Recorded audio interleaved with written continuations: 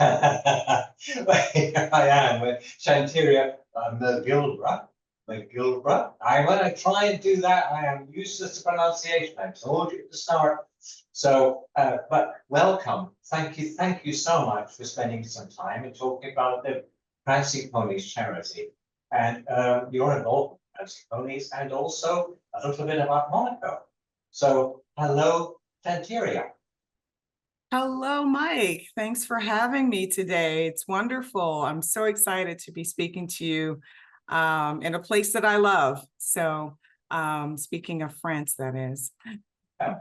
Well, you love your hometown as well, San Francisco. We were just talking about, which is absolutely fascinating.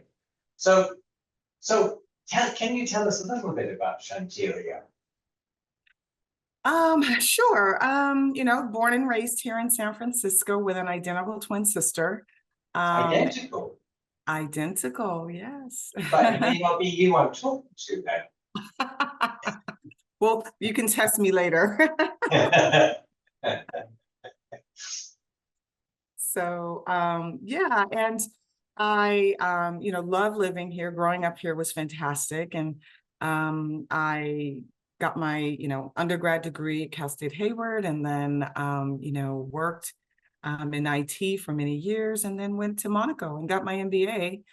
And I fell in love with the country. So I consider it my second home. I have my, as I call it, European parents there and a huge friend network there. And I'm really excited about getting back there in October and starting to, and begin to relocate my life.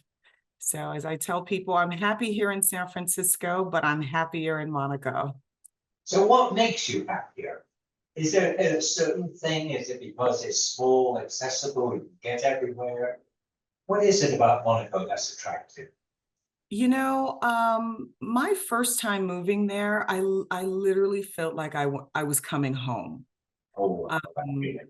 yeah, it didn't feel like I was in a place that was foreign. It felt comfortable, secure. I felt the quality of life is was in alignment with who I was at the time and still am, obviously.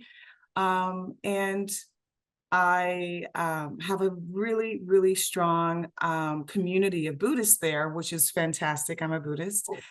So I just immediately, having been the first country I lived in outside of the US, um, immediately I felt at home.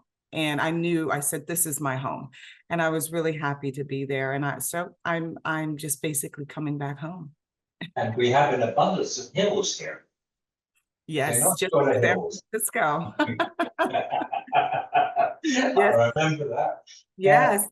It is very much like San Francisco in that the water meets the city meets the sea, as I call it. The country meets the sea in Monaco. It's a more relaxed lifestyle here as well. Although Monaco can get hotter, it's actually very similar in weather and in types of weather that comes through the Mediterranean. So I love the sea, I love the ocean, I love water. Probably because I'm an Aquarius, I don't know, but Okay. it's definitely an important part to quality of life for me. And I really look forward to experiencing that on a regular basis in Monaco. Now, the real essence of our discussion is talking about the Prancing Ponies charity. How did this happen? What's it all about?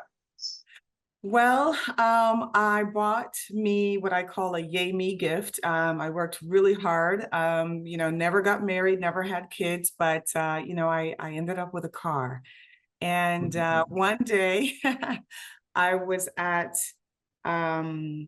driving the car and I was at a stop sign in San Francisco next to a high school called Galileo. And there were three girls standing at the bus stop and they were playing around. So I was looking at them, reminiscing about how free high school was in terms of being able to play around at the bus stop. And they were looking at me and I didn't realize. And one of the girls said, "Miss, I like your car." and I was shocked. I mean, first of all, I didn't even know girls liked cars, but I do remember just blurting out, and I really don't know where this came from. And I said, I expect you to get one too. And I remember their eyes widened and their little heads just nodded up and down. And I remember, oh, that's why I got this car. You know, it's not just for me, it's to inspire girls. And so that was the beginning of what was to become Prancing Ponies Foundation, where we pay for low-income women to attend workshops, seminars, and conferences, and our two fundraisers, the Prancing Ponies Women's Rally. So we're the first all-female Ferrari rally in the world, and we went from San Francisco to Santa Barbara, and we also went from Milan to Monaco. And then we followed that up with the first all-women's car show during Monterey Car Week. So, and that is what's continued on now. So it blossomed into a life and a experience that I could have never have imagined, but I'm so glad it did. Oh, it's absolutely amazing. So why a Ferrari? How did you end up with a Ferrari? Well, no, I'm just envious. That's all. It's just pure envious. well, I was, as I said, looking for a yay me gift. I'd worked very hard, and I was the first employee of a biotech startup, and really, you know, gave up 6 years of my life, you know, for this vision. And I wanted, when the company went public, I wanted to celebrate by buying me something that I felt was ridiculous. Just over the top ridiculous. And at first it was going to be a custom made Range Rover. That was my first goal, was a Range Rover. And then this sounds strange, but you know, being a spiritual person, I happened to be in the shower one day and I kept hearing the word Ferrari, and I was like, I knew nothing about Ferrari. I knew absolutely nothing. I didn't know that the car was that popular. I didn't know how expensive it was. I didn't know it was a thing. This word just kept coming to me. And it was 4th of July weekend. I won't forget it. There happened to be a Ferrari dealership right next to the local pub that I go to. I shouldn't call it a pub. It was a restaurant bar, but pub. And as I was driving past it, something in me said, go in now. And I was like, all right. And I drove in, and I parked and I walked in, and I was really nervous because this was a world I'd never been exposed to. I mean, this was not a dream of mine to own this car or anything. And a gentleman walked up to me who I'm known from the local bar that I went to. And he said, what are you doing here? And I was like, I don't know. I said, but I'd like to look at some cars. And he showed me around the cars, and none of them I was particularly interested in. And then he took me upstairs, and there was a 458 Spider, and it was white with black interior. And I said, that's the car. I literally, without question, I looked at it and I knew instantly.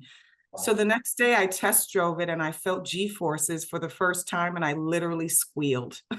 And then he allowed me to drive the car, and I repeated what he did, and I felt the G-force again, and I squealed again. And I said, I want this car. And so he, being the salesman that he was, he said, you know, just for a little bit more, you can get a custom one. And I said, let's do it. So I this is as ridiculous as you can get in terms of a spontaneous purchase. But how can you customize something like that? What did you do? Well, the exterior is all titanium, and the interior all chocolate Alcantara, chocolato.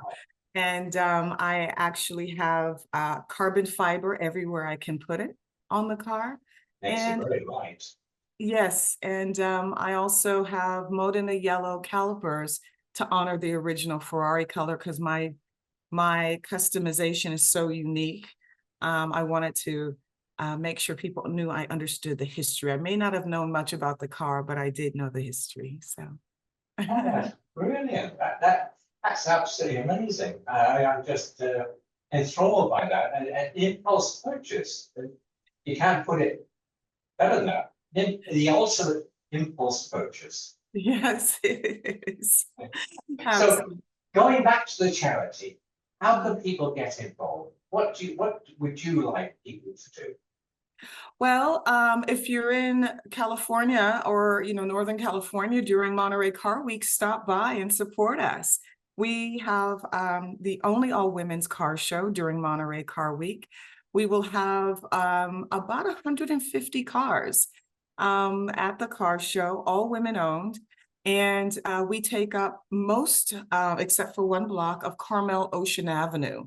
And it's a wonderful sight to see. It's rare. I mean, how many car shows during major car weeks do you go to that you get to see an entire car show with nothing but women, hot women and hot cars?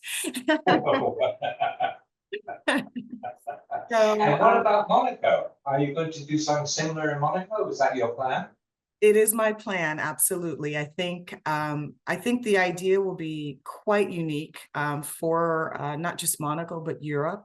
And I think it'll be a lot of fun. I think women will be very much attracted to spending a day with each other, women who are car enthusiasts. And, we also make it a really fun day with a all-day food and wine VIP lounge. We have beautiful clothing designers who are coming and selling their wares. We also have a fashion show, and we also have the prancing puppy area. So, women, we give birth to humans and fur babies. So we have to honor both.